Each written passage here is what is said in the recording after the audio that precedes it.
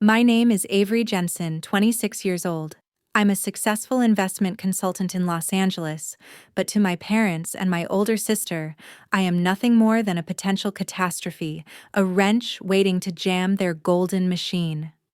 This is the story of how my parents decided that my being too beautiful was an unacceptable threat to their carefully constructed facade of a perfect life, culminating in a poisoned glass of water at a high-stakes dinner. The threat wasn't just my looks. It was the spotlight I inherently drew, a light they believed belonged solely to Charlotte, their golden child, especially tonight. Tonight was the pivotal introduction dinner for Charlotte's boyfriend, Julian Hayes, a man whose high social standing and family wealth were the last pillars holding the Jensen name above water. We were minutes away from leaving for the exclusive restaurant when my mother, Linda, cornered me in the hallway. Her eyes, usually cold, were burning with a desperate fear. "You are not coming, Avery," she hissed, gripping my arm painfully. "It's about prestige, not a pageant. You are too much.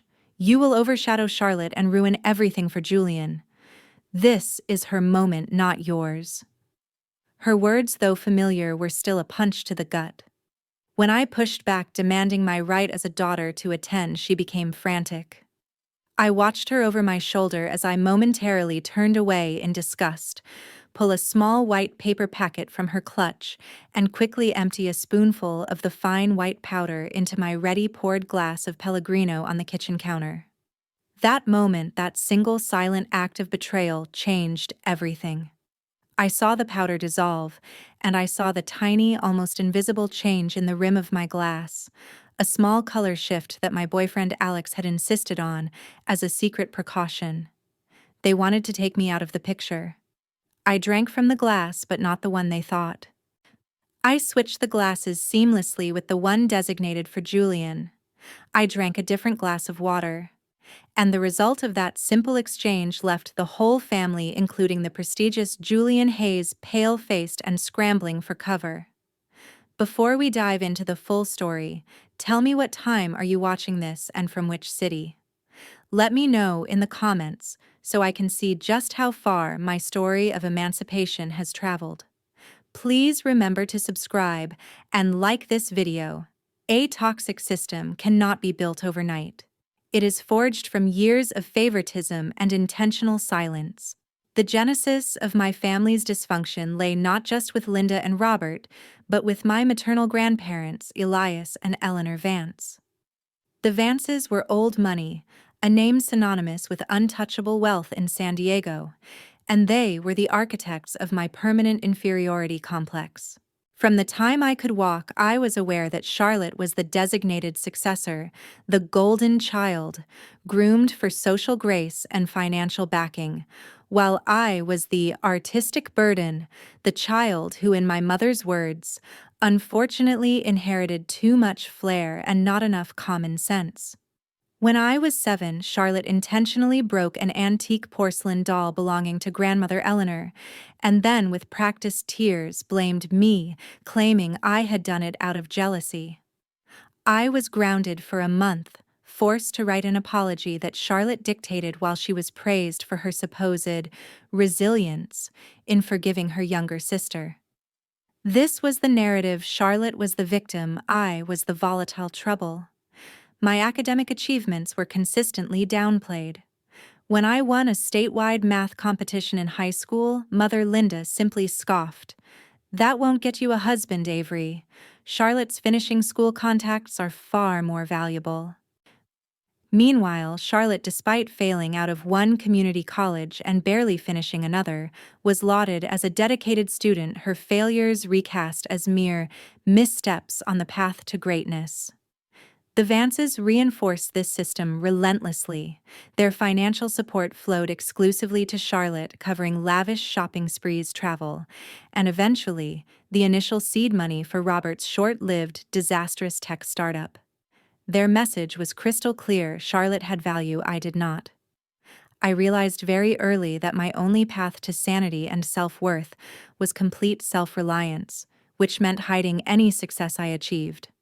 My relationship with Alex was the perfect expression of this duality. He is a billionaire tech entrepreneur, Alexander Sterling, a man who saw past the surface and loved me unconditionally for my intellect and strength. But I kept him strictly secret. I knew if the Jensens or the Vances ever discovered my connection to Alex, they would not only attempt to exploit him mercilessly, but would also ruin our relationship by making it their business. Alex, in turn, supported my need for discretion, even helping me set up anonymous shell companies for my own burgeoning investments, and providing me with discreet personal security measures, like the color-changing chemical strip he had ingeniously placed inside the rim of my personal water glass triggered by foreign substances. I learned to live a double life: the quiet, underestimated daughter at home, and the formidable, highly successful investment consultant outside. The need to keep Alex secret became even more urgent now that Charlotte was bringing Julian Hayes into the fold. Julian was respectable, politically connected, and wealthy, everything Charlotte needed to regain the social footing lost after Robert's business failure. My presence, my unasked for beauty, was a genuine threat, because it distracted from Charlotte's narrative, and critically, it risked drawing attention to the precarious financial situation that Julian was supposed to stabilize. Charlotte, completely unaware of my actual net worth or my relationship with Alex, frequently bragged to me about the immediate financial backing she was receiving from grandmother Eleanor and grandfather Elias for a new house in Los Angeles, emphasizing that their continued support affirmed her as the only valuable legacy in the family. The stark contrast between their public adoration for Charlotte and their private disdain for me was a daily poison I had learned to internalize. My success became my shield, hidden deep beneath the surface of my compliant demeanor. 5 years ago, when I was 17, my family's life changed forever after one devastating phone call. That call confirmed what everyone had suspected: Robert's tech startup, funded largely by Elias and Eleanor Vance, had collapsed, leaving the Jensens facing bankruptcy and catastrophic debt.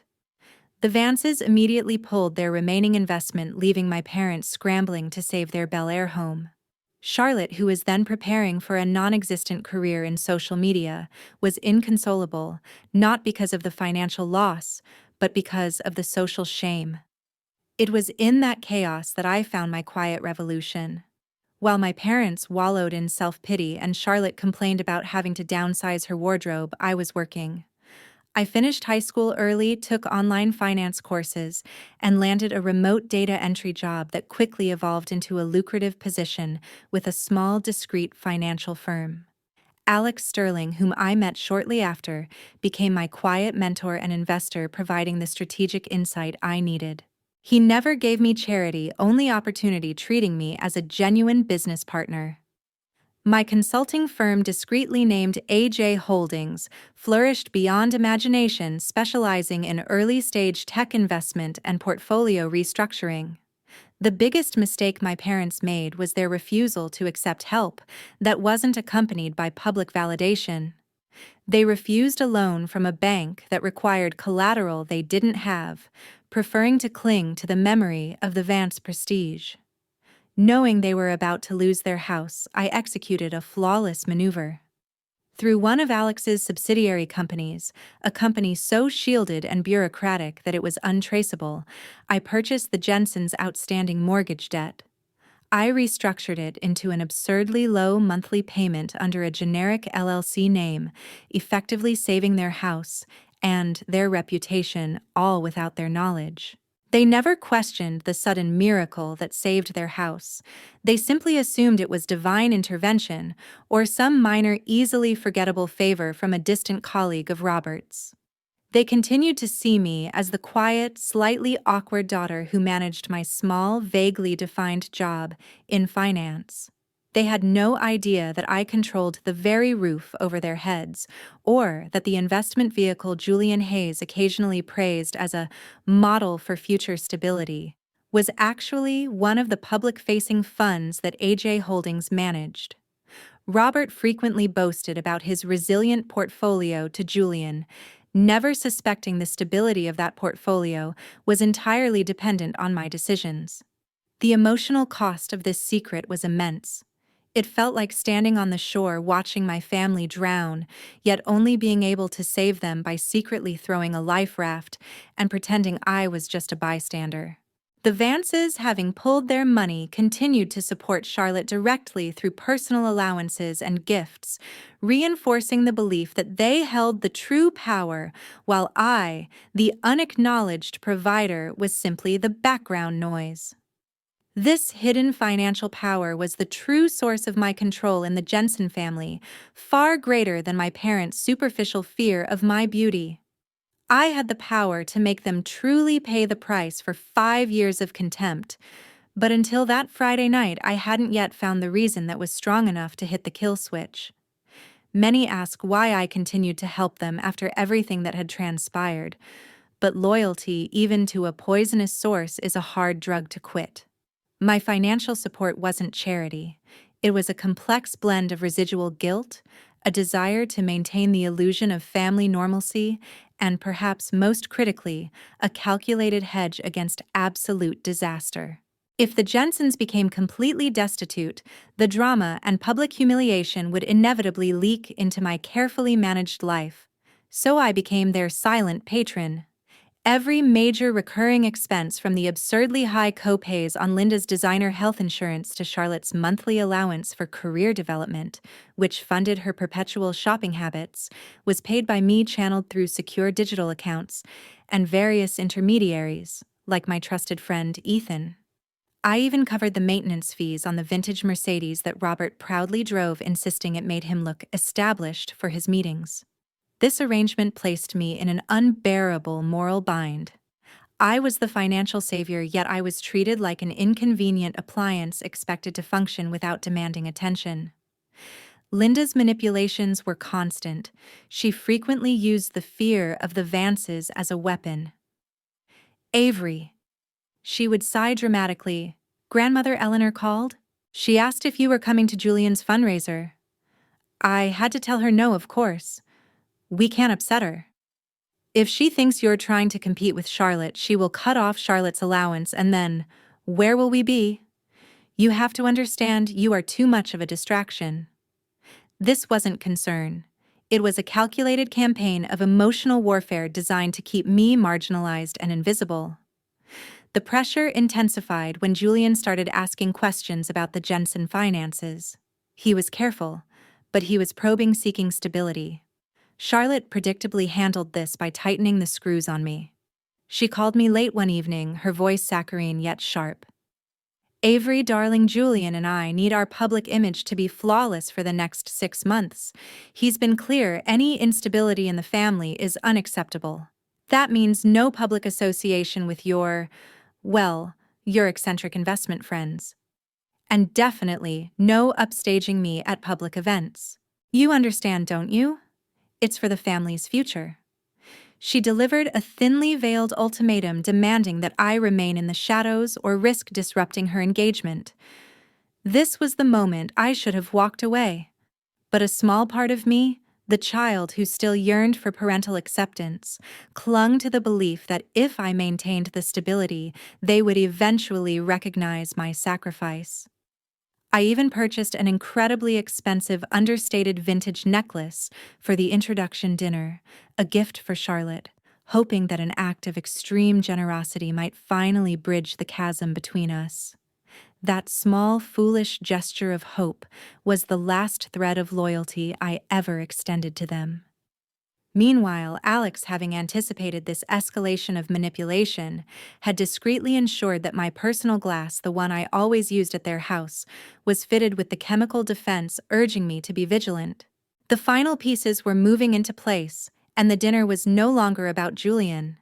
It was about the culmination of a decade of systematic abuse now poised to explode. Friday, 8 o'clock in the evening, the crystal lights sparkled in the opulent private dining room that Julian had selected, but the atmosphere was thick with tension. Julian, impeccably dressed and radiating a practiced charm, sat opposite Charlotte, who was trying too hard to look demure and sophisticated. I was seated uncomfortably at the far end, technically present but entirely ignored. The dinner was supposed to solidify Julian's relationship with the Jensen family, a relationship that meant securing Charlotte's future and critically maintaining the illusion of the Jensens' wealth. The tension had been palpable the moment I walked in. Linda gave me a look of pure contempt that screamed, "How dare you defy me?" Minutes later, the verbal assault began, not a shout, but a sustained, quiet humiliation. Charlotte smiled sweetly at Julian and then turned to me, her voice cutting through the soft jazz. "Avery dear, you look, well, too striking tonight. I'm afraid Julian finds it a bit distracting when he's trying to focus on our future. Perhaps you should try to blend in more." Julian, maintaining a neutral, polite smile, nodded slightly, confirming her position. The true climax arrived when the waiter poured the sparkling water. I was watching Linda, not Charlotte, not Julian, and I saw the minute, almost imperceptible movement as she reached into her purse. My heart hammered against my ribs, but my hands remained steady. As she leaned in to whisper a comment to Robert, her hand hovered over my glass, and in a flash the fine white powder was dropped. It dissolved instantly. But the tiny, almost invisible patch near the rim of my glass, Alex's chemical defense, turned a muted, sinister blue. It was not a harmless sedative. It was potent. The moment was paralyzing. This was not about jealousy anymore. This was a deliberate, malevolent attempt to drug me, to remove me entirely, possibly resulting in a severe health crisis just to protect Charlotte's ego. The instinct to scream was overwhelming, but the years of suppressing emotion kicked in. My mind raced, executing the final critical step of the plan. "Oh, Mother," I sighed dramatically, reaching for the water carafe. "I feel quite faint all of a sudden. Must be the lighting."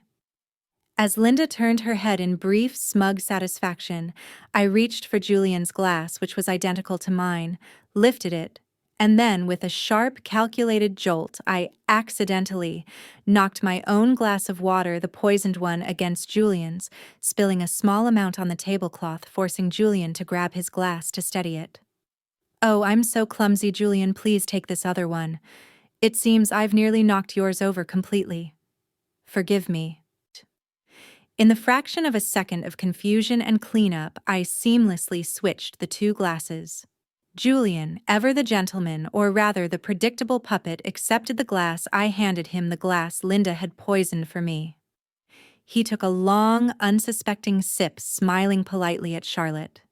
My maternal grandparents, Elias and Eleanor Vance, walked into the dining room, then a prearranged surprise appearance to endorse Julian. They sat down, radiating their usual air of judgmental superiority. Julian took another deeper drink, and within minutes his eyes glazed over, his smile faltered, his face began to drain of color. He clutched the edge of the table, struggling to maintain his composure right in front of the powerful Vance elders. The result was instantaneous. Julian Hayes, the man they needed for their financial redemption, suddenly slumped sideways, throwing the entire carefully orchestrated dinner and the family's future into absolute, shocking chaos.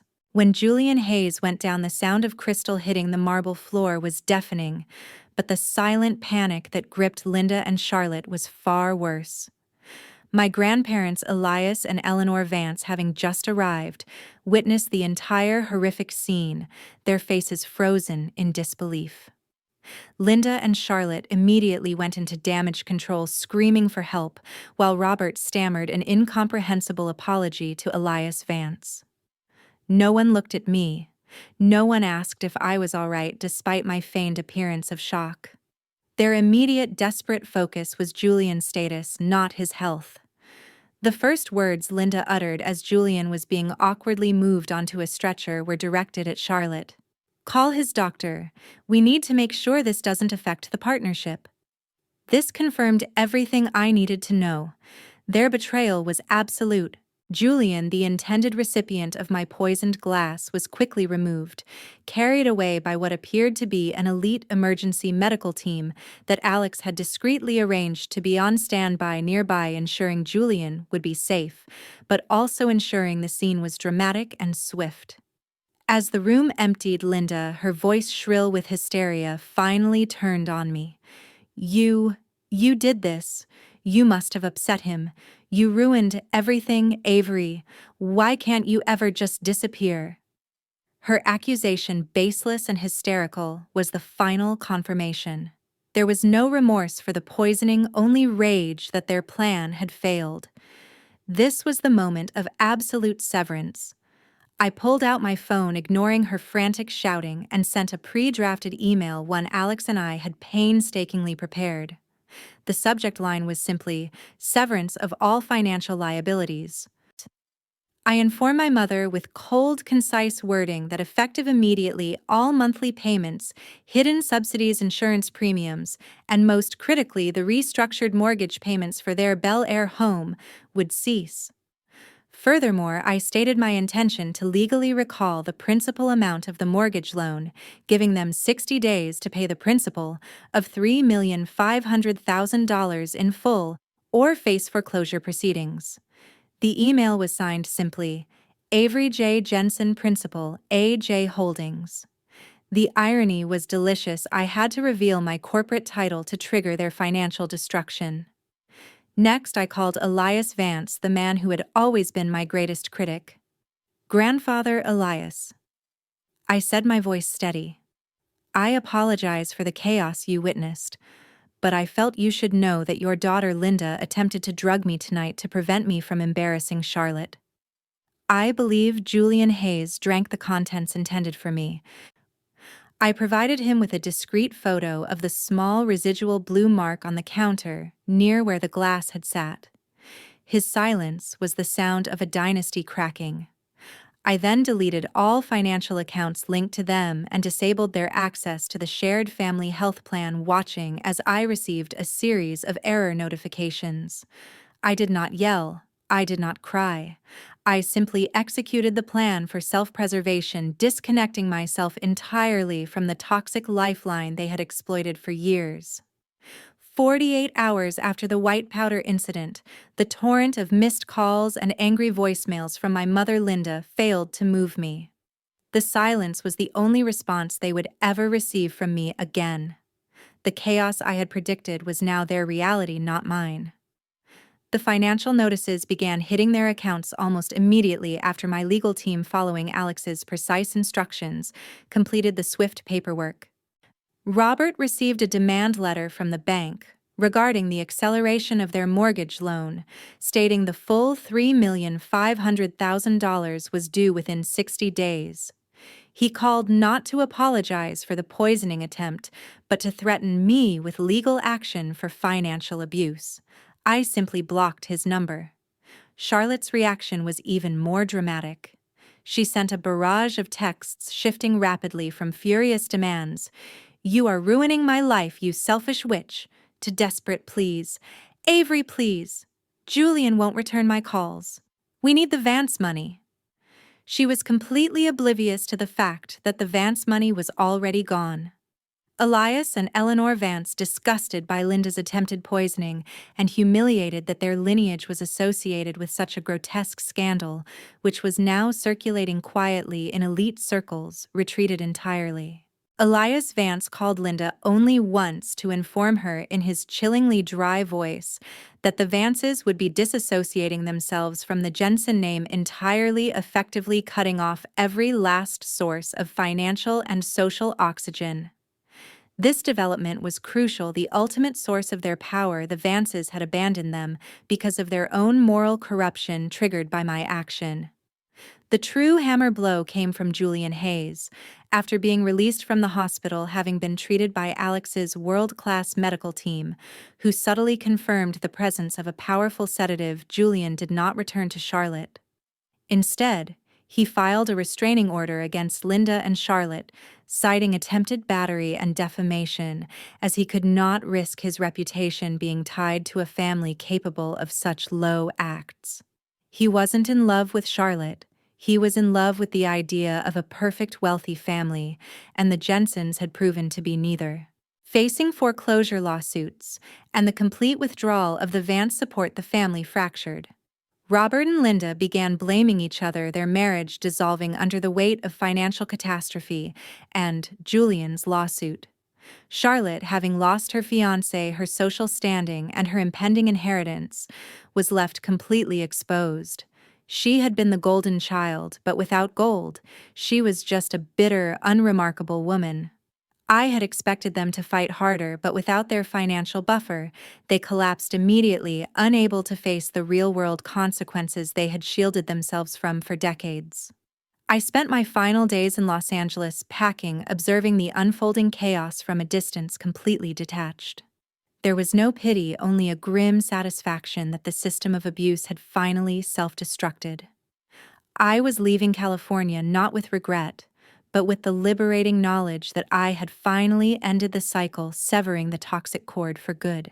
6 months later, I bought a penthouse in Boston, leaving California, and the crushing weight of the Jensen family firmly behind. My life with Alex Sterling began the day I signed those final property deeds confirming the foreclosure of the Bel Air house. Alex was everything my family wasn't accepting, unconditionally loving and proud of my success. He publicly celebrated my achievements while respecting my privacy, a far cry from the constant shame I had grown up with. It was an act of profound self-love to choose a life where my partner supported my light instead of fearing it. Julian Hayes's lawsuit concluded quickly and quietly. Charlotte and Linda had to sell almost everything, including family heirlooms and jewelry, to cover the mounting legal fees, and eventually to settle the suit. The Bel Air house was auctioned off. The pride and joy of the Jensens vanished into the indifferent hands of a wealthy buyer. Charlotte, having lost Julian the Vance support and her family home, was forced to move into a low-income apartment, taking a job she considered far beneath her. Robert and Linda divorced. They are now struggling financially, living separate, meager lives in 2 different states. Their reputation in the old social circles utterly destroyed. They continue to blame me, but their toxic words no longer reach me, bouncing harmlessly off the protective shield of my new life. I sometimes see their desperate emails pop up in my spam folder, but I delete them unread. There is no reconciliation, no moment of sentimental weakness. They chose their path with that poisoned glass, and I chose mine by switching it. This story is not about revenge. It is about self-preservation. It is about the radical act of choosing yourself when the people who are supposed to love you choose to sabotage you. I often reflect on the years I spent sacrificing my peace, my finances, and my emotional stability for people who would have gladly destroyed me over a perceived threat to their ego. That sacrifice was senseless. My beauty, which they weaponized, became the catalyst for my freedom, and the financial power I secretly cultivated became the key to my escape. The most profound lesson I learned is this: true family does not require you to diminish yourself to fit into their mold. Love is not a transaction where your value is judged by your ability to be overshadowed. Never let the fear of losing people who do not value you keep you captive. Your worth is inherent, not dependent on their acceptance. Thank you for listening to my story of how a single glass of water became the final judgment on a toxic family. If you have ever been the black sheep or felt forced to shrink yourself for others, I truly hope my journey gives you the courage to choose your own freedom. Share your thoughts in the comments, and don't forget